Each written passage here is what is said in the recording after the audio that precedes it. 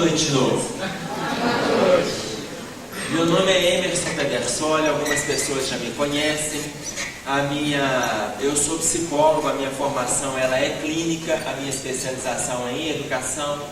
Eu já fui professor da PUC e dei aula no curso de psicologia, dei aula na cadeira de psicologia da adolescência e psicologia da educação, para o curso de ciências e para o curso de história. Atualmente eu estou envolvido com a clínica, com palestras e cursos em história. A minha formação moral religiosa, eu sou espírita, sou um dos diretores de uma instituição de crianças excepcionais com paralisia cerebral em Belo Horizonte. Nós temos 46 crianças internas e nós estamos com as instalações prontas para chegarmos a 115 crianças. Vocês, quando aparecerem lá na nossa terra, têm a liberdade de me dar uma ligadinha e ir lá conhecer a nossa casa.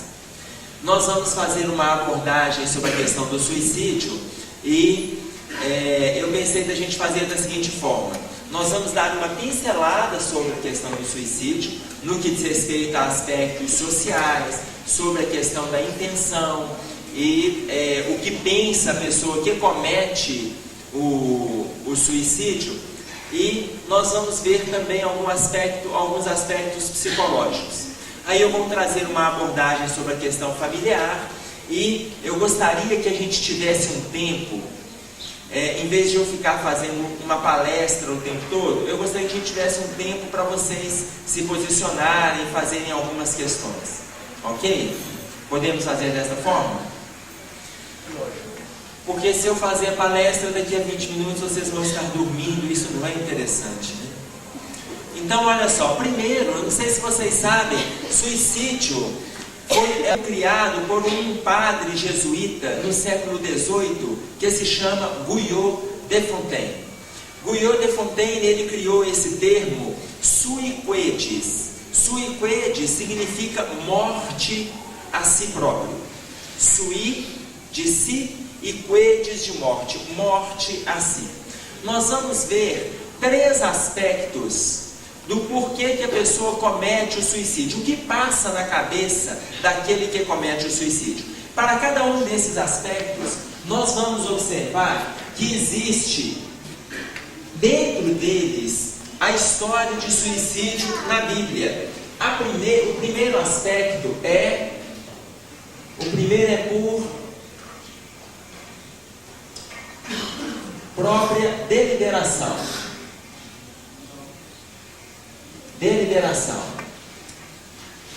Essa deliberação própria é em função de dificuldades que a pessoa não teve condições de resolver, tá? Dificuldades. É a primeira situação, ok? A segunda situação, o que pensa aquele que comete o suicídio? Ele, aliás, o que ele pensa? Ele é indiferente ao sentimento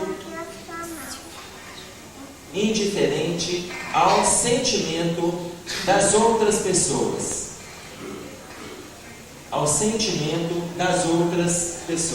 É a primeira situação.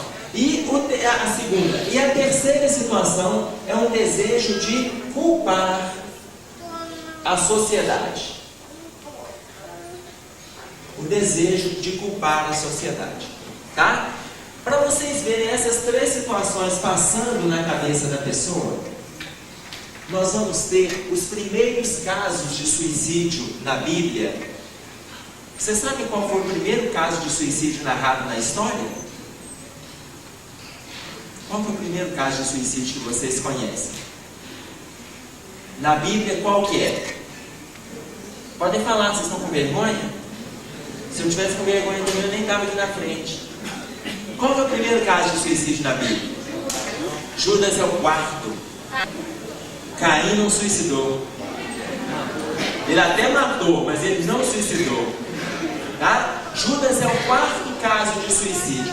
Só para a gente poder observar na história, nós vamos ver o seguinte: o primeiro caso de suicídio na Bíblia, ele acontece a partir do momento que os hebreus precisavam de um rei. eles aceitaram que este rei fosse o rei Saul. Samuel sai de onde ele estava e ele chama por Saul, que era filho de Quis, da tribo de Benjamim. Ele chama por Saul e ele abençoa Saul para ser o primeiro rei hebreu. Enquanto ele era um rei, ele teve um conflito com os amonitas e venceu este conflito. Ele teve um outro conflito contra os amalequitas e venceu os amalequitas também. Quando ele estava diante dos filisteus, ele não deu conta de vencer os filisteus. E aí, quando ele viu que toda a sua tropa estava morta e seus três filhos também tinham sido mortos no conflito contra os filisteus, ele chega para o seu escudeiro e pede ao seu escudeiro que tire a espada da cintura e crava-lhe a espada no próprio peito. O escudeiro olha para o rei Saul e coloca para ele: eu não posso fazer isso porque a minha função é defendê-lo. Como eu vou tirar a sua vida? Mas o rei Saul, preocupado em ser preso pelos filisteus, aí com medo de ser rechaçado, com medo do escarninho, o que ele faz?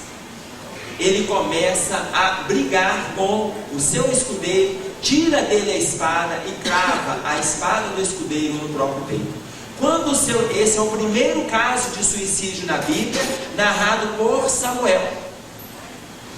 Quando o seu escudeiro, vendo que ele já não tinha mais objetivo para viver, porque a sua única função era defender o rei, ele tira a própria espada do rei Saul e ele crava a sua espada em si mesmo. É o segundo caso de suicídio. Nós vamos ver que dentro deste caso acontece a própria deliberação por não dar conta da dificuldade, porque ele ia passar pelo sofrimento. E isso eu estou narrando um fato bíblico. Se nós observarmos a nossa história mais recente, Hitler, ele também suicidou. E Hitler, por ele saber que ele já seria preso e seria condenado, ele dá veneno para sua esposa e ele também toma veneno. Mas com medo do veneno não fazer efeito, ele pega a arma e dá um tiro na cabeça. Então Hitler, com medo dele ficar vivo, mesmo tomando veneno, ele dá um tiro. Entra no primeiro aspecto da própria deliberação, em função de não dar conta de enfrentar as dificuldades. O segundo caso na Bíblia é o caso de Sansão, que é narrado para nós em Juízes, do capítulo 13 ao capítulo 16 do Velho Testamento. Sansão também se proporciona o suicídio. Só que na forma de Sansão havia um desejo interno de culpar a sociedade pelo seu sofrimento.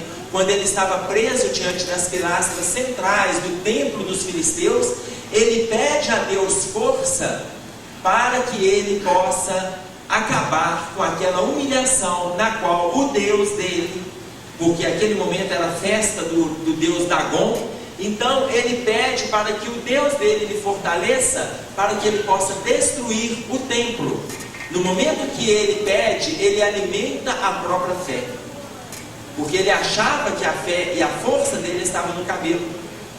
E aí na hora que ele alimenta a própria fé, quando ele faz a oração, ele recupera a sua força. Ele derruba as pilastras centrais do templo e ele também morre. É o suicídio. Esse suicídio acontece em função daquele que quer culpar os outros pela sua própria morte. Neste momento, ele morre e muitos dos filisteus que estavam no templo morrem também.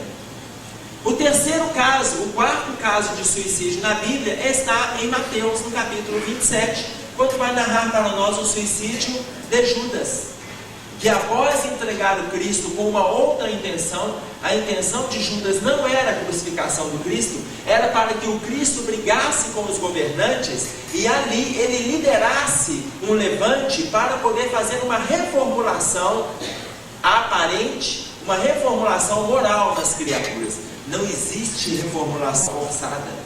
A gente se reformula quando a gente deseja. E aí, a partir do momento que ele fez isso e o intento dele não chegou ao fim, ele também tira uma corda amarrada numa árvore. Ele tira essa corda que estava amarrada na árvore no pescoço de um bezerro e ele amarra essa corda no seu pescoço. e ele se suicida também.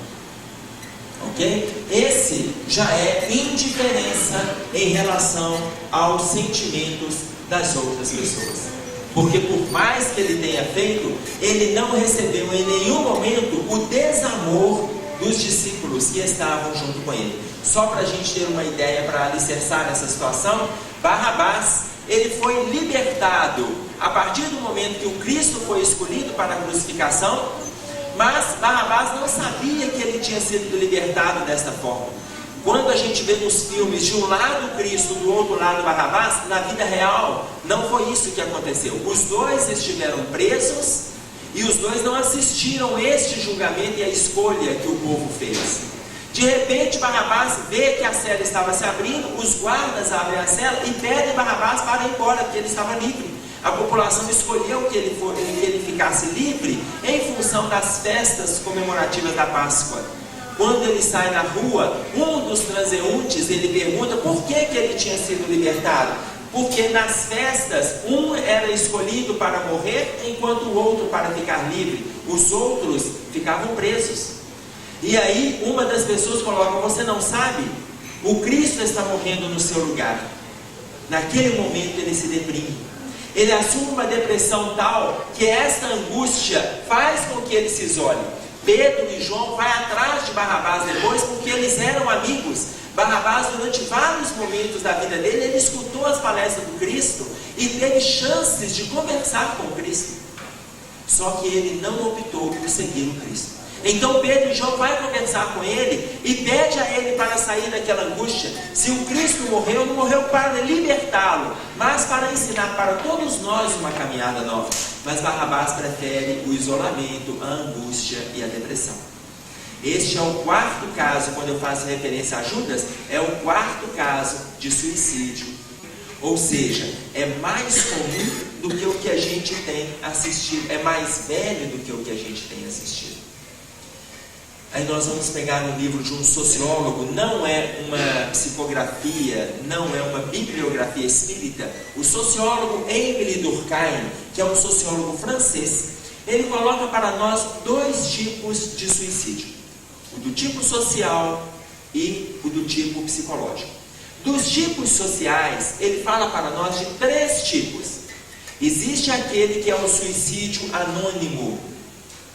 Existe aquele que é o suicídio egoísta e o suicídio altruísta.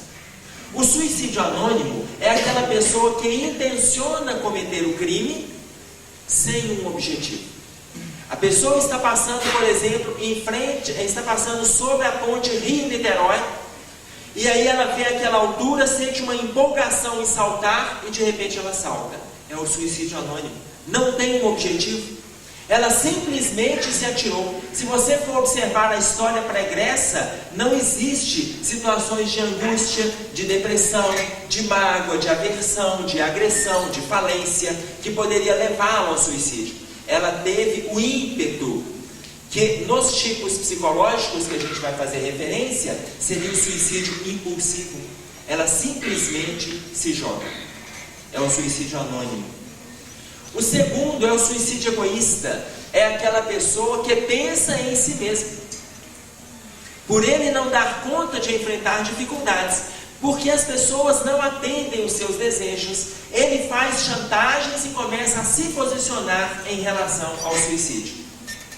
Nós temos uma frase que a gente costuma colocar, que quem fala não faz. Isto é uma mentira. Quem fala te previne. Quem fala te avisa. Ah, Emerson, mas isso pode ser uma chantagem. Mas pode não ser uma chantagem. Então nós não vamos trabalhar como que se o outro estivesse nos chantageando. Nós vamos trabalhar de tal forma que nós vamos tentar ajudar esta pessoa. Nós não vamos pensar simplesmente em chantagem, porque uma hora ele faz. E quando ele fizer, a culpa a gente vai assimilar. E é difícil a gente se libertar dela. Então, no suicídio egoísta, ele começa a achar que ele não está sendo visto, ele começa a achar que ele precisa da ajuda, ele começa a querer centralizar a atenção de todo mundo sobre ele, e quando ele não conquista, ele comete o ato. no suicídio altruísta, que é o terceiro tipo de suicídio no aspecto psicológico trazido por Émile Durkheim, ele coloca que no suicídio altruísta e espiritualmente é o único tipo de suicídio que tem um atenuante diante da lei de Deus. Todo suicídio é grave quando a pessoa chega do outro lado, porque a vida, ela não se extingue com a morte do corpo. Independente da religião em que a gente esteja, a vida não se extingue com a morte do corpo. A vida continua. Como a vida continua, aquele que se suicida, ele traz para si um grande sofrimento. Trazendo uma psicografia espírita, um livro consolador, ditado por Emmanuel, pelas mãos de Francisco Cândido Xavier, ele coloca para nós que o quadro do suicida, infelizmente, é, se não o maior, um dos maiores sofrimentos para quem chega do outro lado. Porque ele não atenta apenas contra a própria vida, ele atenta contra Deus, porque foi Deus quem lhe possibilitou a vida. E aí, quando Émile Durkheim fala a respeito do suicídio altruístico, ele coloca que é aquele que morre para defender outras pessoas, consciente de que está suicidando. E aí ele vai colocar para nós dois exemplos. O primeiro é de Gandhi. Gandhi não se suicidou. Gandhi morreu assassinado. Mas antes dele ser assassinado, em função dos conflitos de duas nações, ele começa a fazer greve de fome para poder fazer com que aquelas pessoas façam uma revisão nas suas posturas. Como ele era uma pessoa respeitada na época, eles paravam de entrar em conflito, paravam de guerrear em respeito à postura de Gandhi. Se Gandhi desencarnasse em greve de fome, seria suicídio. Só que seria o suicídio altruístico, para poder libertar um dos conflitos, da opressão, ele estaria dando a própria vida. Só que um louco tira de Gandhi a vida para que as nações continuassem guerreando. Então ele não morre pelo suicídio, ele morre assassinado. Mas um exemplo concreto de suicídio altruístico nós vamos ver na década de 60, quando os Estados Unidos invadiu o Vietnã. Em função da defesa dos vietnamitas, monges budistas assentaram-se em frente à embaixada americana, colocaram líquido inflamável no próprio corpo e atearam fogo no próprio corpo. No momento que o corpo começou a se incendiar, eles, no estado de meditação, eles voltaram à posição de assentar na meditação e eles morriam assentados, sem contrair sequer um músculo da face, em função do quadro de meditação em que eles estavam. Eles morreram queimados. Este suicídio é suicídio altruístico, em defesa dos vietnamitas que estavam sendo massacrados pelos americanos. Em função desse tipo de suicídio, o governo americano começou a rever a invasão que ele estava proporcionando naquele local. Este suicídio tem um atenuante diante da lei de Deus. Então nós conhecemos aí os três tipos de suicídio no aspecto social trazido por Émile Durkheim, no seu livro O Suicídio. No livro O Suicídio, ele é um dos livros mais completos que nós temos no que diz respeito a este tema, dentro da bibliografia comum. Trazendo a bibliografia espírita em voga, nós vamos ter o livro Memórias de um Suicida, aonde ele descreve diversas situações de diversos suicidas quando chegam do outro lado, que para nós, enquanto espíritas, quando chega no plano dos espíritos.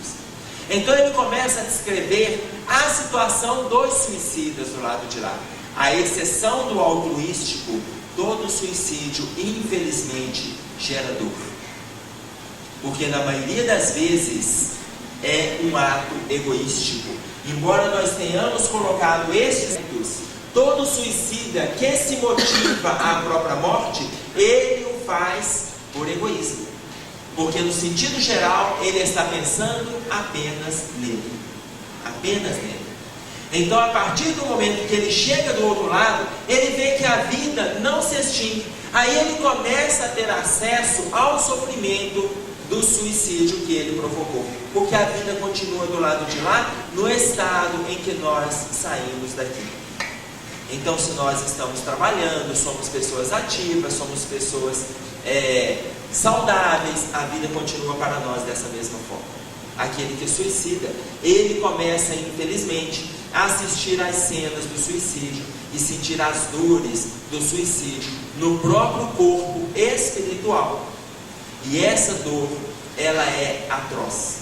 É sofrimento inenarrável, conforme coloca para nós Emmanuel no livro O Consolador. Ok? Nos aspectos psicológicos,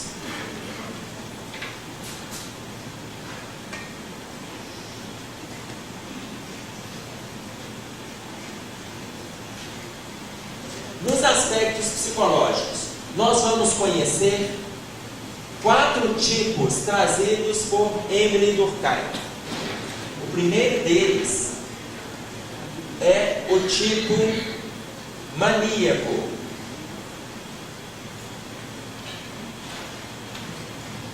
O tipo maníaco normalmente é um quadro da pessoa que tem alguma dificuldade no campo psiquiátrico. Normalmente o suicida maníaco é aquele que ele tem um quadro de esquizofrenia, tá? E aí, quando a gente fala de esquizofrenia, nós vamos pegar pelo próprio termo.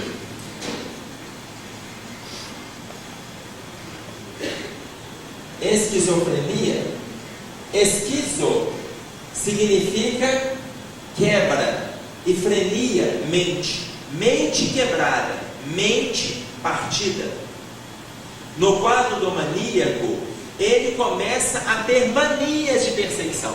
Ele acha que tem gente falando dele, que a família está falando dele, que os parentes falam dele, os colegas falam dele. Ele acha que está sendo perseguido o tempo. Então, ele parte para o suicídio como se fosse uma alternativa de fugir da perseguição. É a primeira situação. A segunda, nós vamos encontrar o melancólico ou o deprimido. No quadro do deprimido, nós vamos ver no gráfico, aqui no alto é aquela pessoa que está na mania. Aqui embaixo, a pessoa que está na angústia extrema. Nós somos considerados eutímios. Ora a gente está alegre, ora a gente está triste. Eutímio significa normal. Nós somos normais? Vocês estão na dúvida, né? Vocês começaram a rir e falar: ai meu Deus, será que eu sou? Quando a gente fala de eutimia, nós estamos falando de normalidade. Nós somos considerados eutímios, tá? Então, este quadro é um quadro grave da chamada depressão bipolar. Aquela pessoa que entra no quadro da mania e o outro que está no quadro da angústia. Então, isso também, para determinar o quadro melancólico, vai depender muito da relação que essa pessoa tem com o mundo, com as pessoas e principalmente com seus familiares, que é o que a gente vai colocar daqui a pouquinho. Que tipo de relação nós estamos tendo dentro da nossa casa com os nossos filhos, com o marido, com a esposa. É o segundo quadro, o melancólico. Aliás, a gente pode até colocar um outro detalhe aí. No livro Quem Ama Não Adoece, do Dr. Marco Aurélio Dias da Silva, ele é médico cardiologista, o livro dele é da editora Bestseller. Ele coloca para nós no capítulo intitulado Depressão, ele tem um item falando a respeito do suicídio. E ele coloca que 72% dos suicidas, 72% são pessoas deprimidas. 72%. 13% são pessoas voltadas para o alcoolismo. Olha a maioria das dificuldades que está acontecendo dentro de casa. Aí que começa a porcentagem da questão do alcoolismo, tá? Chega a 7%, são pessoas que 8% são pessoas que apresentam algum problema mental. 7% são aqueles que se suicidam, mas não deixam nenhuma resposta do porquê que cometeram este ato. 72% são pessoas deprimidas. Muitas dessas depressões começam nos problemas do relacionamento familiar. E aqui nós pegamos 13%, ele traz para nós a porcentagem de 13%, aqueles que estão ligados à questão do alcoolismo, que a gente vai colocar daqui a pouquinho, porque é a situação dos nossos relacionamentos dentro de casa. No terceiro aspecto, quando fala o maníaco, o melancólico, o terceiro, o obsessivo, e o quarto, o impulsivo. O impulsivo, eu fiz uma referência para vocês quando eu dei exemplo daquela situação, daquele jovem que está andando na ponte e de repente ele salta. É o suicídio impulsivo, que é anônimo lá na questão social e é o impulsivo na questão psicológica. E o obsessivo é aquele que vai assimilando ideias que ele precisa fazer, que ele precisa, eu preciso de conquistar isso, eu preciso de ter aquilo. Quando ele não consegue, ele acha que o suicídio é a única alternativa. Seja no seu próprio campo de interesse, seja numa questão social. Nós tivemos na cidade de Contagem um empresário que se suicidou quando ele viu a sua indústria de café indo à falência, quando houve a mudança do plano de governo, a gente passando a moeda para o plano real. Ele começou a quebrar e ele culpou o governo, deixou isso registrado em carta que o governo era o responsável pela sua morte. É muito mais fácil a gente sair da vida colocando alguém como responsável por esta atitude. Nós fizemos esta introdução para a gente poder fazer essa abordagem sobre o suicídio, colocando aí então essas questões para nós darmos conta de entrar nos nossos relacionamentos. Relacionamento familiar, relacionamento conjugal, relacionamento pais e filhos, nosso relacionamento social. Nós fizemos essa introdução só para a gente poder se situar. Quando a gente fala do suicídio, nós temos pequenas posturas que começam nos nossos relacionamentos.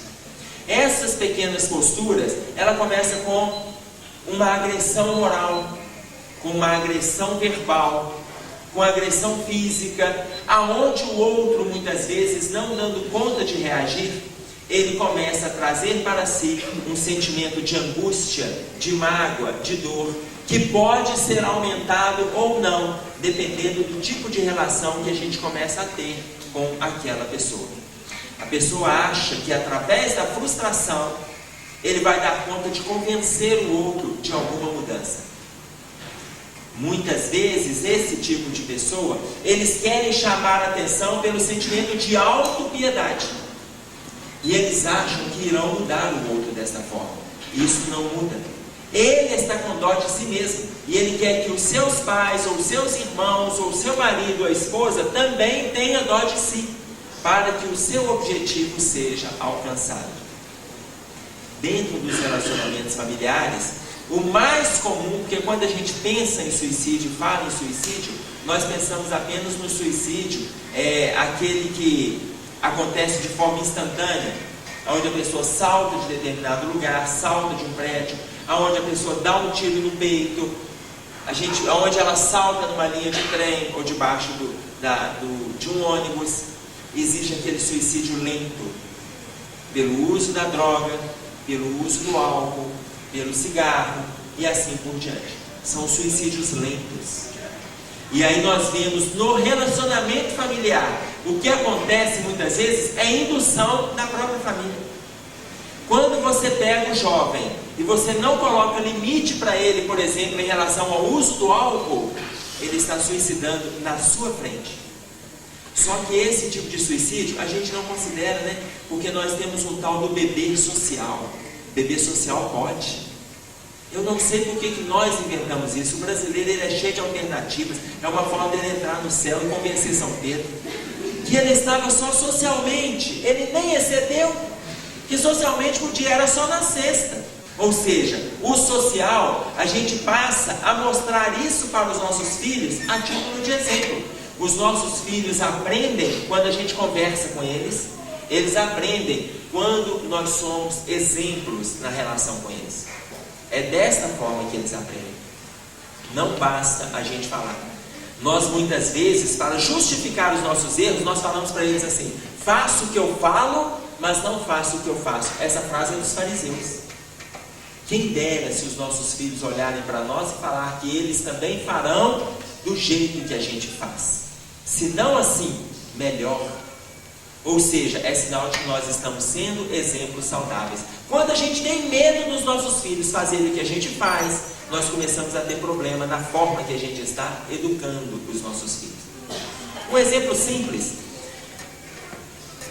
Um senhor estava no ônibus. Quando ele foi pular o filho dele na roleta,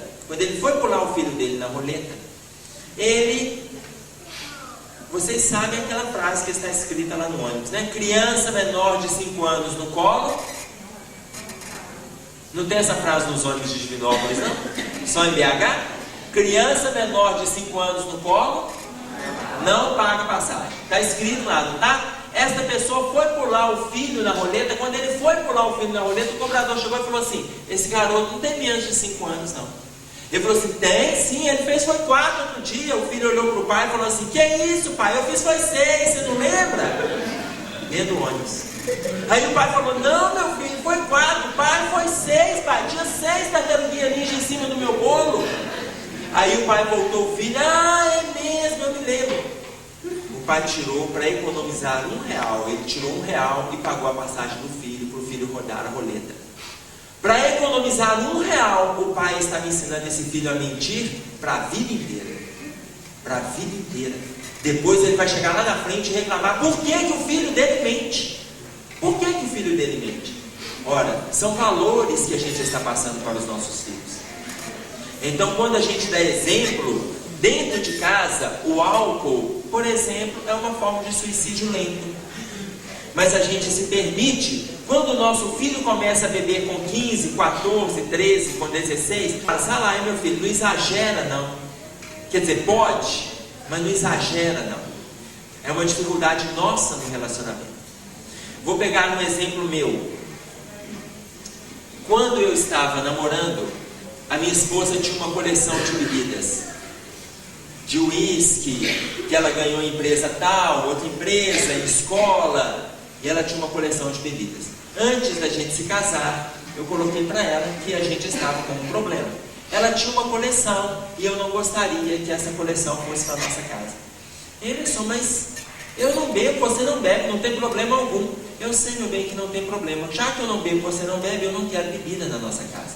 O seu pai bebe, a gente tem colegas que bebem, então eu não quero bebida na nossa casa. Ela disse: mas o que eu vou fazer? Eu falei: não sei, as bebidas são suas. Ai, meu Deus, então vamos dar de presente para as pessoas que a gente gosta e tal? Meu bem, se não é bom para mim, eu não dou de presente para as outras pessoas. Se não é bom para mim, não é bom para o outro. Ai, meu Deus, é mesmo, né? Não pensei nisso, então, aí o que eu vou fazer? Ir lá a coleção. Ele falou: mas e se eu quiser levar para casa? Eu falei assim: tudo bem, eu não quero, você vai ter que optar ou eu ou as bebidas. Ah, não, mas eu quero casar com você. Eu falei assim: então fica comigo. Aí ela ficou naquela dúvida. Eu não sei se as bebidas fossem suas. As bebidas não são minhas. Ah, elas não são suas. Mas suponhamos que as bebidas fossem suas. O que você faria? Eu não posso supor, elas não são minhas. Ai, isso é coisa irritante, é verdade. Emerson, então vamos fazer o seguinte: as bebidas são suas. Eu falei: você está me dando as bebidas? Todas. Ótimo, obrigada. Eu estava na casa dela, abri o armário, tirei todas as bebidas, coloquei na pia, abri e fui jogando tudo fora. Na hora que eu fui jogando tudo fora, ela falou assim: ah, esse presente foi, esse é... Ah, mas deixa, né? Deixa. Eu não permito que entre bebida na nossa casa. Tivemos festa lá na nossa casa, aniversário das minhas filhas. Eu tenho 3 filhas, uma de 11, uma de 9 e uma de 2 anos. Eu não tenho homem não, porque eu não sei fazer homem é muito difícil. Eu só sei fazer mulher. E aí, nós temos 3 filhas. No aniversário das meninas, não tem bebida, não tem cerveja. Certa vez meu pai chegou para mim, no primeiro aniversário que eu fiz da minha primeira filha. Na época nós fizemos o aniversário de 2 anos dela. E aí meu pai chegou e falou assim: Emerson, Seus tios estão perguntando que hora que vai chegar a cerveja, porque só serve refrigerante. Pai, não tem cerveja. Emerson, o que eu vou falar para os meus irmãos? Não, pai, fica tranquilo, eu mesmo falo. Eu fui falando com cada um deles. Gente, não tem cerveja, só refrigerante. Emerson, só refrigerante, festa de criança. E assim por diante. Passei para todos eles, não tem cerveja. Certa vez o meu sogro chegou na minha casa, e o meu sogro bebe. E aí ele levou, eu não vi a hora que o meu sogro chegou. Quando eu estava no telefone, eu só vi o meu sogro abrindo uma latinha. E eu estava do outro lado da mesa. Na hora que eu desliguei o telefone, ele falou assim: você não vai, né, Emerson? Não, meu sogro, eu não vou. Isso é cerveja? É. Você não vai, né? Eu falei: eu não vou, e eu não gosto que beba na minha casa. E o senhor sabe disso. Já que o senhor abriu essa latinha, eu não vi a hora que o senhor chegou. Se tem mais na geladeira, se o senhor trouxe. Já que o senhor trouxe esta e já abriu, beba esta. Mas eu não quero que abra mais cerveja na minha casa. Que é isso, Emerson? É só uma latinha. Eu sei, mas aqui é só a minha casa. E na minha casa eu não quero. Aí ficou aquele meio constrangimento.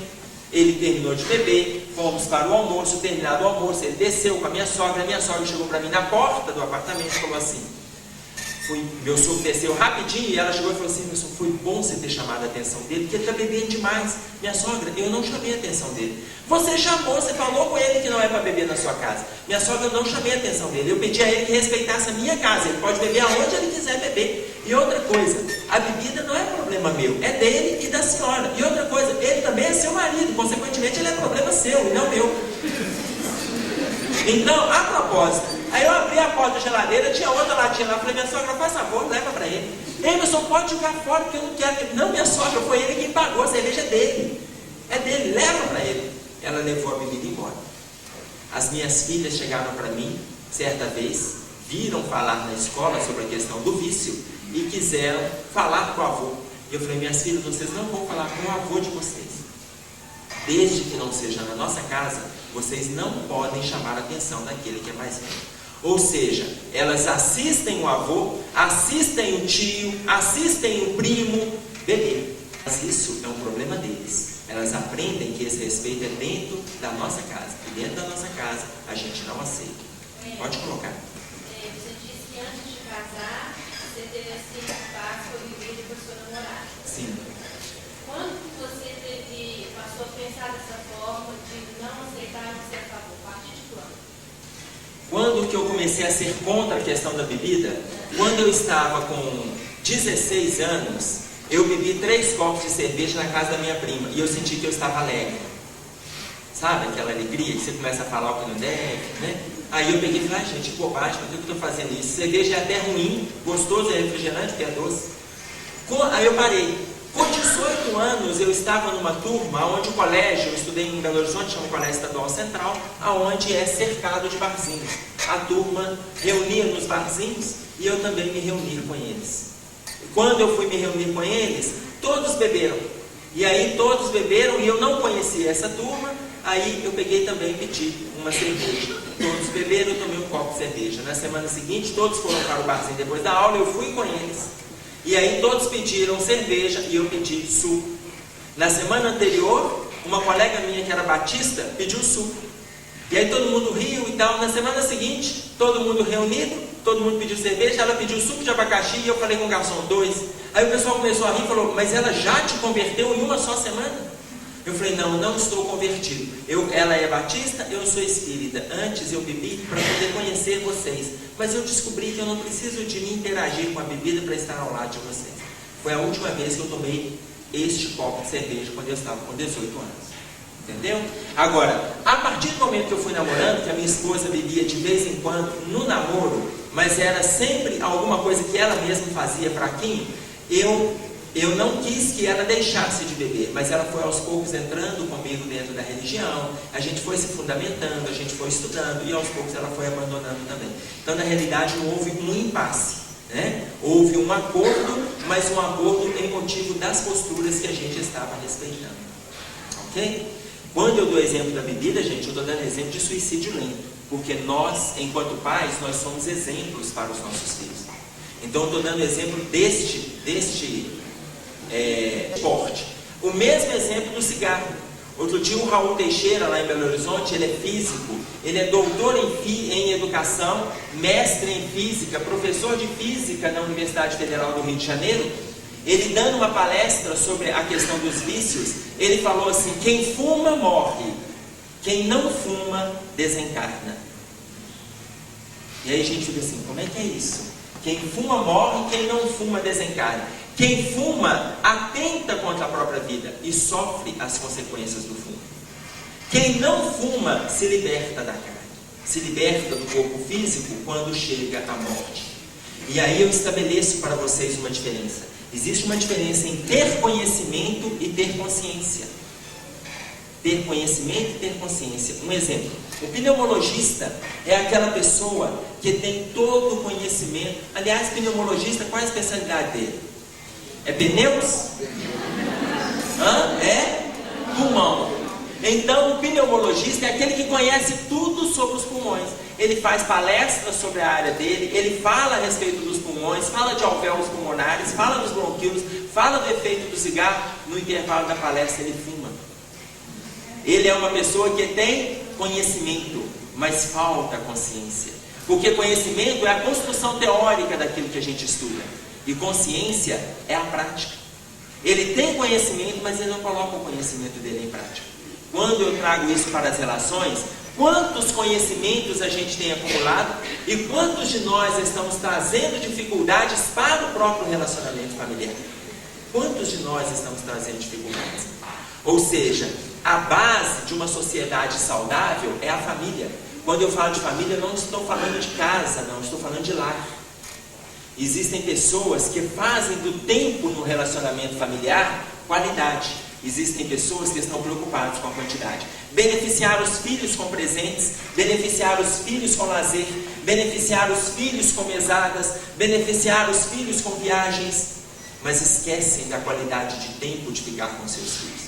Quando eles esquecem da qualidade, eles não sabem o que os filhos estão abrigando lá na sua alma. Não sabem. Quando começam a aparecer as dores, as dificuldades, os vícios, aí começam a questionar: o que eu fiz? Trabalhou anos para poder dar estabilidade para o filho, excedeu, em vez de trabalhar 8 horas e ter tempo com os filhos, trabalhou 10, 12 horas, não tinha final de semana, não tinha qualidade de tempo. É mais importante você ter qualidade de tempo com seu filho do que quantidade de tempo. Tem pais que ficam o dia inteiro com os filhos e não passam nada de valor para os filhos. Tem pais que ficam 1 hora, e 1 hora é ele e o filho dele. Esta 1 hora ele troca, ele não atende telefone, ele não atende o vizinho, ele sai, ele passeia. É 1 hora, mas 1 hora que ele tem troca, que ele tem diálogo, que ele tem afetividade, que eles têm um beijo no rosto, que eles têm um abraço fraterno. Nós estamos falando de qualidade de relacionamento. Não é a quantidade que vai fazer com que a gente resolva os problemas dentro do caso, mas é a qualidade, é a relação de diálogo que acontece nesse comportamento aí. Ok? Quando eu coloco a respeito do relacionamento familiar, eu vou trazer um fato concreto que a gente teve uma experiência no consultório, porque em determinados momentos a pessoa, quando eu coloquei para vocês em relação ao suicídio, aí nós vamos lidar com algumas posturas. A primeira delas é a gente não desprezar a fala daquele que fala que 1 hora ele se mata. Não desprezar, porque realmente 1 hora ele faz, ele está se preparando. E enquanto família, nós vamos ouvir o grito dele. Mas não adianta a gente falar: que é isso, deixa de bobagem. Nada disso.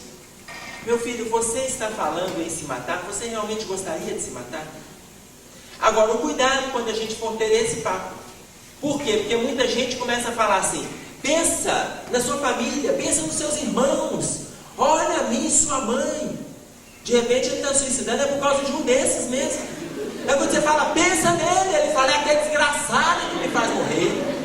Tá claro? Ou seja, nós não vamos compeli-lo a pensar em alguém que está sendo às vezes um motivador e a gente que não está sabendo.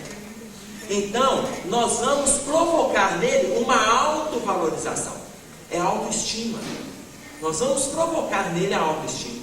Porque quando a gente fala, pensa nessa situação, pode ser a situação motivadora da morte dele.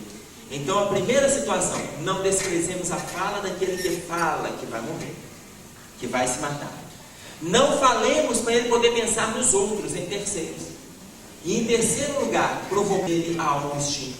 provoquemos nele a autovalorização.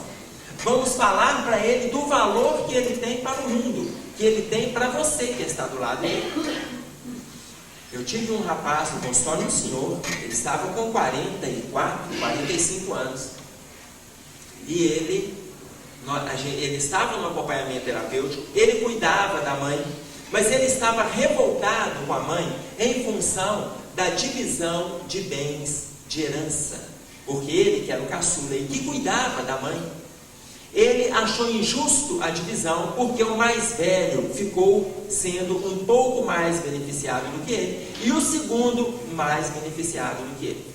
Então, ele foi criando um sentimento de ódio em relação à sua família, e ele não concordava com a mãe, porque ele era o único que atendia a mãe nas suas dificuldades, na doença, que a levava para os tratamentos convencionais que ela tinha que fazer. E aí ele pegou e foi assimilando, em meio à sua mágoa, que ele foi transformando em ódio dos dois irmãos. Ele falou que ele ia dar de presente para a mãe dele o suicídio dele. E aí eu falei, tentando demovê-lo dessa ideia, nós chegamos quase a ter brigas físicas dentro do consultório. E aí ele alterava comigo, eu alterava com ele. Eu era a única pessoa que estava participando deste projeto que ele tinha de se suicidar. E aí ele escolheu uma data. Eu vou dar de presente para ela, no Dia das Mães, o meu suicídio, no domingo pela manhã. E aí eu fui tentando demovê-lo dessa ideia. Fui tentando. E ele, a cada vez que a gente trabalhava contra, ele alimentava a ideia de forma favorável. Faltando aproximadamente 10 dias para o Dia das Mães, que eu vi que a intenção dele já estava muito forte, eu chamei o sobrinho dele, que eu tinha um contato próximo, e falei com o sobrinho dele: meu filho, olha, o seu tio vai suicidar. E ele está planejando fazer isto no Dia das Mães. Eu falei: mas você está brincando? Eu não estou brincando. Considere isso porque há mais de um mês nós temos trabalhado, ele comprou uma arma e ele vai dar um tiro na cabeça no Dia das Mães pela manhã. E ele falou que vai dar isso de presente para a vovó. Nós precisamos de tomar uma providência. Ele falou: o que você sugere? Internação no hospital psiquiátrico. Eu falei: mas internação? Você vai fazer contato com um psiquiatra. Este sobrinho também era psicólogo. Você vai fazer contato com um psiquiatra e nós vamos programar a internação dele. Assim foi feito. Ele fez contato com o psiquiatra liberou uma vaga no hospital em Belo Horizonte, no Hospital Santa Clara. 5 horas da manhã da semana que antecedia o Dia das Mães, este sobrinho avisou a avó: vó, vai chegar um carro aqui de uma companhia de enfermagem. Vão trazer 3 homens para internar o titio. A senhora está vendo que ele não está bem e ele intenta se suicidar. Ela quase não acreditou, mas ela via o quadro dele. Quando deu 5 horas da manhã do dia determinado, a enfermagem a ambulância para na porta desta casa. Entram 3 homens, 3 enfermeiros. Ela abre a casa, eles entram e vão do lado do leito dele. Aí um coloca a mão no ombro dele. Quando ele acorda e vê aqueles 3 homens do lado dele, ele fala, um desses enfermeiros fala: não se assuste, nós vamos te dar uma injeção, você vai ser internado para se submeter a um tratamento psiquiátrico. Não reaja, porque nós estamos preparados para qualquer tipo de reação, porque somos de um hospital psiquiátrico que lidamos com isso dia a dia. Deram uma injeção nele. Quando ele acordou, ele já estava internado no hospital psiquiátrico. A mãe dele teve dificuldade de aceitar. Aí ela veio ao consultório e eu comecei a esclarecê-la da necessidade de ele estar internado. Ele ficou internado aproximadamente um mês, aproximadamente 25, 27 dias. Saiu de lá com ódio de mim. Uma coisa lógica, não precisava de contar isso para vocês. Mas ele saiu com ódio. Não voltou mais no acompanhamento terapêutico depois que ele recebeu alta. Isso aconteceu há quase 5 anos atrás. E ele está vivo até hoje. Então, valeu a internação. O ódio, a gente lida com ele, não tem problema. Desde que a pessoa lute pela vida, porque hoje ele está lá cuidando da mãe dele. O irmão mais velho, que seria o motivo do ódio dele, desencarnou. 2 anos depois dele ter saído do hospital, e agora é ele e o outro, que seria o segundo, que estão cuidando da mãe e das suas famílias.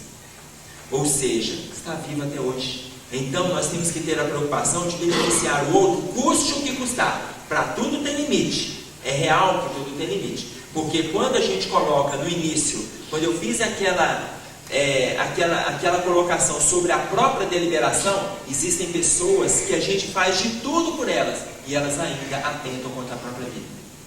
Alguns atentam e não conseguem, outros atentam e infelizmente conseguem. Ok? Na depressão existem coisas paralelas que podem acontecer junto com ela? Existem. Na parte espiritual existem. Porque espiritualmente a pessoa deprimida é aquela pessoa que traz um sentimento de culpa exacerbado. Esse sentimento de culpa é em função de alguma coisa que ela fez nesta encarnação ou alguma coisa que ela está trazendo do passado. Então, por ela trazer um sentimento de culpa acentuado, ela vai assimilando uma angústia aonde ela não dá conta de sair deste quadro de angústia. E aí ela assimila a depressão. A depressão é a angústia extrema duradoura. Quando a pessoa está angustiada, ela costuma falar assim: nossa, hoje eu estou numa deprê. Isso não é depressão, não. Hoje eu estou numa deprê. Quando ela chega no trabalho, recebe uma notícia de que vai ter um aumento de salário, diminuição de carga horária, pode ficar 1 mês em casa, ela sara. A pessoa que está deprimida, se ela não tiver o cuidado, por isso é que até nisso depende do profissional que ela procura. Existem profissionais que quando ela fala, eu estou escutando vozes, o psiquiatra ortodoxo, convencional, ele vai colocar assim, isso é delírio, é próprio do seu quadro. Quando você vai num outro que tem uma fundamentação espiritual, não necessariamente espírita, se for espírita, ele tem um conhecimento mais aprofundado. Aqueles que têm um conhecimento espiritual, eles sabem que ela está escutando vozes, às vezes até de parentes, que estão ligados a ela ainda, que desencarnaram, mas estão próximos do ambiente familiar. Ela começa a sentir vozes, começa a sentir saudade, começa a entrar no quadro da depressão. Quando isso acontece, já não é mais uma sintomatologia do quadro depressivo. Ela já está dando conta de fluir de forma mediúnica. Aí ela começa a canalizar a faculdade dela. Por quê? A pessoa que está lá psicografando, vendo, ouvindo, é uma faculdade mediúnica, escuta espíritos. Muita gente escuta, tá? Muita gente escuta. Só que a pessoa fala assim, nossa, só Deus que me livre. Isso é igualzinho quando vai falar da morte. Vai falar da morte, a coisa mais comum depois que a gente nasce é morrer. Se a gente, quando alguém chega para você e fala que vai falar de morte, você fala assim, pelo amor de Deus, não vou falar desse assunto não. Você pensa se vai ganhar na loteria, se vai casar, se vai ficar solteiro, quantos filhos vai ter, se você vai viver separado, se não vai. Tudo que você pensa não é real. Pode ou não acontecer. Quando a pessoa vem falar de morte, não. Desse assunto eu não falo. A única coisa que é verdade, você não fala. Aquilo que não é verdade, que depende do seu delírio, aí a gente fala daquilo, sonha em ganhar na loteria, ganhar sozinho. A gente sonha com um monte de coisas que não são verdadeiras. Quando a pessoa começa a escutar e sabe filtrar, direcionar para dentro da casa espírita e etc., ela está usando da faculdade. Mas dentro desse aspecto a gente sempre coloca que se é para fluir o lado mediúnico, que seja psicografia, que seja evidência, que a pessoa tenha a predisposição de frequentar uma casa espírita, aonde ela vai passar por uma educação mediúnica. Não é interessante a pessoa ficar psicografando dentro de ônibus, dentro de casa, na casa do parente. Por quê? Porque seria a falta de educação mediúnica. O espírito vem, quer se comunicar e a pessoa começa a se comunicar. Por isso a questão da casa mediúnica. Aí, olha, nós até não vamos nos prender não, mas a gente vai precisar de ter acesso a uma casa mediúnica, a uma casa de orientação mediúnica, uma casa espírita. No final você me procura que eu te passo aqui mesmo, para você poder ter acesso. Então ótimo, então isso aí você vai lidar dentro da casa. Porque senão nós vamos começar a lidar com dificuldades do lado mediúnico fora da casa. Ok? Sim, aí, o que eu faço? Suponhamos na casa, eu dentro do consultório para uma pessoa que não é espírita, né? Como que a gente vai lidar com a questão do delírio do outro? Ora, ele vem com uma informação do psiquiatra falando que ele está delirando, tá? E que ele está escutando vozes falando para ele poder morrer. Morre, que é muito melhor para você. O que você está fazendo nessa vida? Deixa de bobagem, senhor. Pula debaixo do ônibus, lá no metrô. Pula na linha do metrô. Ou seja, aí eu começo a colocar para ele que existe um outro lado. Mas para eu começar a colocar o outro lado, olha, basta quando a pessoa entra no meu consultório, ela já vai ver porque tem um quadro lá de 1 metro por 80 com o Cristo sentado no monte observando a cidade de Jerusalém. Então, ao sentar lá, a pessoa já está vendo o quadro do Cristo. Ela vai ver que no mínimo eu sou religioso. Ou seja, isso já dá abertura para eu poder fazer alguma colocação para ela. Eu não fujo a ela de falar que ela tem que entrar para o centro, ela tem que fazer isso. Eu coloco para ela que existe vida depois da morte. Nem tudo que a gente escuta é delírio. Existem informações que a gente passa a escutar e nós temos que aprender a lidar de forma disciplinada com essas informações. Como você faz para diferenciar? Para descobrir se é delírio realmente ou se são informações. À medida que você vai trabalhando com a pessoa no processo terapêutico, você descobre se a pessoa está escutando vozes ou se a pessoa está alimentando o próprio estado íntimo. Quando ela alimenta o estado íntimo, é delírio. Tá? Porque na alimentação do estado íntimo, ela não escuta. Ela fala que vem de dentro. Quando ela escuta, ela fala, tem uma voz falando comigo. Tá claro? Dentro dessa situação e dentro de uma dificuldade familiar, eu tive uma garota no consultório que ela chegou para mim com a indicação de já ter passado por 3 tentativas de suicídio. 3 tentativas de suicídio. E aí, na época, o meu consultório era no 12º andar de um prédio na Avenida Amazonas. E, num determinado momento do tratamento terapêutico, ela teve dificuldades com um relacionamento rompido, tá? Por ela não dar conta da interrupção desse relacionamento. Não teve assistência da família dela, porque a mãe e as irmãs a desprezavam o tempo todo, é aquela que a gente chama de ovelha negra na família, por não concordar com as posturas familiares. Então o que houve? Esta garota chegou para mim já com 3 tentativas de suicídio. E aí nós começamos a trabalhar de forma terapêutica. E ela escutava vozes, ou seja, não era dela, vinha de fora. Certa vez ela chegou no consultório, e sentada, eu estava sentado de um lado da mesa, ela do outro lado da mesa, ela colocou a mão sobre a mesa, tirou uma gilete e começou a se cortar. Ela começou a se cortar e eu olhei para ela do jeito que eu estou olhando para vocês. E aí, quando a mesa estava toda ensanguentada, e ela com os braços, mas ela se cortava e ria. Ou seja, essas vozes que ela escutava ainda atuavam sobre o comportamento dela. Ela não sentia dor desses cortes. E aí na hora que ela terminou, ela pegou e falou assim: você vai ficar com essa cara aí pra mim? Eu aqui sofrendo e você sem a menor dó de mim? Eu falei, não, eu quero falar com você, estou esperando você terminar de se cortar. Aí na hora que ela parou de se cortar, eu falei assim, agora você faz favor de levantar, vai no banheiro, pega o pano de chão e limpa a minha mesa. Ela olhou para mim com um ar assustado. Ela falou assim, é assim que você fala comigo? É, você está sujando o meu consultório. Faz favor de limpar, porque depois a gente vai conversar. Aí ela levantou assustada, foi para a mesa, foi para o banheiro, pegou o pano, molhou o pano, limpou a minha mesa, limpou o chão, porque tinha pingado sangue no chão. Aí na hora que ela se assentou, ela pegou e falou comigo assim, o que você tem a me dizer? Você quer morrer? Já que você quer morrer, nós estamos no 12º andar sobre a Avenida Amazonas. Abra aquela porta que tem uma varandinha e salte. Pelo menos assim, você morre e não me dá dor de cabeça, porque ninguém sabe que você entrou no prédio. Você quer morrer? Eu tentei pensando no plano A. O meu plano A era, se ela quisesse morrer, abra a porta da varanda, vá lá fora e salte. E aí ela sentou, olhou para mim e falou assim, é assim que você gosta de mim? Não, eu gosto de você, mas você não se gosta. Então já que você quer, faça isso. É lógico que eu não vou fazer. E aí conversando com uma colega minha que é psicóloga, essa colega falou para mim assim, Emerson, e se ela resolvesse tentar, abrisse a porta e fosse para a varanda para assaltar? Aí eu falei com ela, eu tentaria o plano B. Ela falou, e qual era o plano B? Eu falei, não sei, eu penso nele quando o A não der certo. O A funcionou. Se o plano A funcionou, eu não preciso de pensar no plano B. Eu pensaria se o A não funcionasse. Esta jovem, ela continuou comigo em terapia mais um ano. Ela fazia na época 3 consultas por semana, terça, quinta e sábado.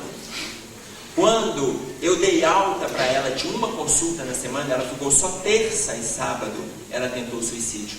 Ela tentou suicídio, não morreu, foi internada no pronto-socorro de Belo Horizonte, no João 23, ficou internada 3 dias. E aí ela chegou para mim e botou o dedo no meu nariz e falou comigo assim: você errou porque você me deu alta. Eu não estou dependente da terapia não, mas por enquanto eu preciso de ajuda. Quando você não fica achando que eu estou bem, não. Discute comigo sobre o meu estar bem, e eu também te dou retorno do meu processo terapêutico. Isso para mim foi uma das maiores lições que eu recebi dentro do consultório, no início da minha lead profissional. Isso foi por volta do 90, eu me formei em 88. Então, quando ela fez isso, eu aprendi que a alta do consultório, ela não pode ser não pode ser unilateral, não pode ser a partir do profissional. Você tem que estar discutindo com o outro sobre a alta terapêutica. E aí, quando ela se sentiu bem, ela diminuiu para 2, depois ela diminuiu para 1, diminuiu para 15 em 15 dias, e hoje é uma pessoa que está na sociedade, que está saudável, que está trabalhando, que está namorando, programando casamento, que está estudando, pensando em vestibular e tal. Ou seja, isto é um trabalho que a gente tem em comum. Trazendo para o relacionamento familiar. Se o seu filho, se o seu marido, se a sua esposa fala em suicídio, eu não estou colocando que vocês devem falar para ele, então pula lá debaixo do ônibus. Só porque eu falei isso no consultório, não. Não fale, porque se ele pular, você vai falar assim: aquele desgraçado, aquele Emerson, falou que eu podia. Eu não estou falando isso, tá? Então, se porventura vocês sentirem que existe uma intenção de cometer, trabalhem junto com eles. Trabalhem junto com eles. Por que você deseja a morte? Converse com eles. Ah, porque você me despreza, você não gosta de mim, você não me ajuda, você não me favorece.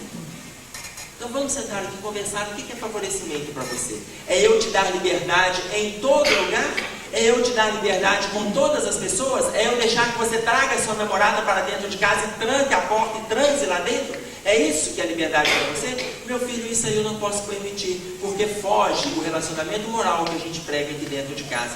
Mas você pode discutir isso com a sua namorada, ou seja, discute alternativas com aquele que fala a respeito da morte, sem a gente deixar que eles o façam e a gente bota a mão para trás ou coloca a mão no bolso sem ter condições de fazer alguma coisa. Nós podemos fazer alguma coisa, mas esse interesse tem que ser nosso também.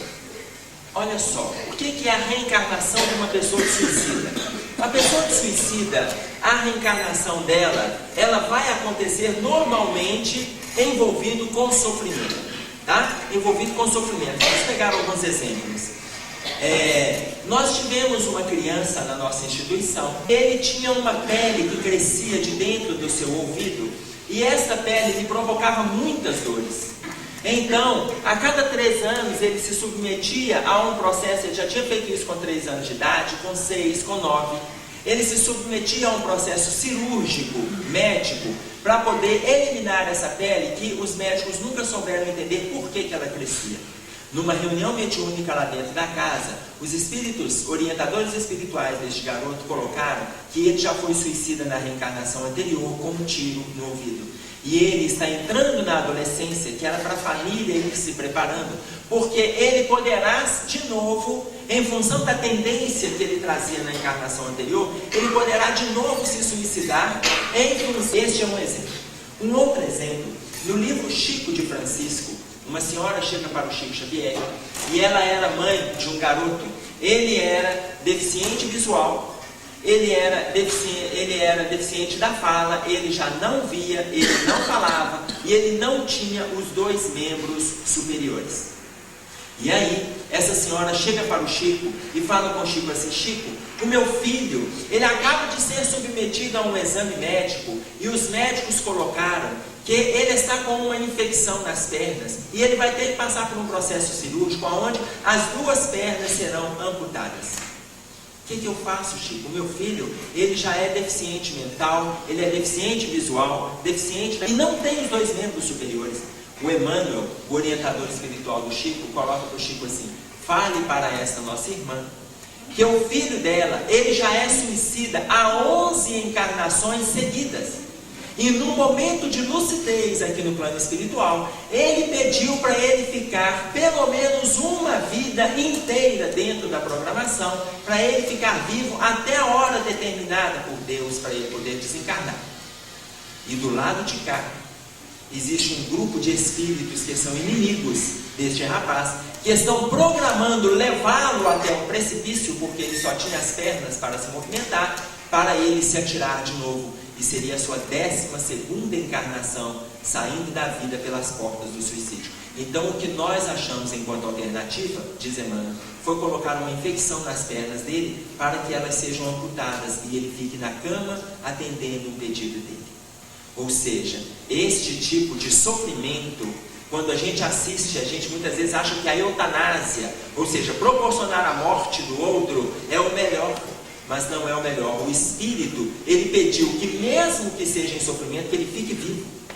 Foi o tipo de proposta que foi colocado pela espiritualidade. Na nossa casa, quando eu coloquei para vocês que nós temos lá institucionalizadas 46 crianças com paralisia cerebral, vários são suicidas de passado. Muitos dos suicidas, eles vêm com debilidades físicas e mentais. Muitos dos suicidas. Ok? Então, este é um exemplo que eu trago a respeito da questão do Chico de Francisco, que fica mais claro para nós. Normalmente o suicida vem com uma dificuldade no órgão que ele provocou a morte. O suicídio nunca é uma alternativa. Para vocês terem uma ideia, Dr. Bezerra de Menezes, ele coloca que a pessoa que se suicida, ela atrasa aproximadamente de 50 a 200 anos na sua evolução para chegar no ponto em que ela parou. No livro Memórias de um Suicida, Ivone Pereira, ela coloca para nós que a pessoa pode atrasar de 1 a 2 séculos e às vezes até mais do ponto que ela parou. Ou seja, se eu me suicidar hoje,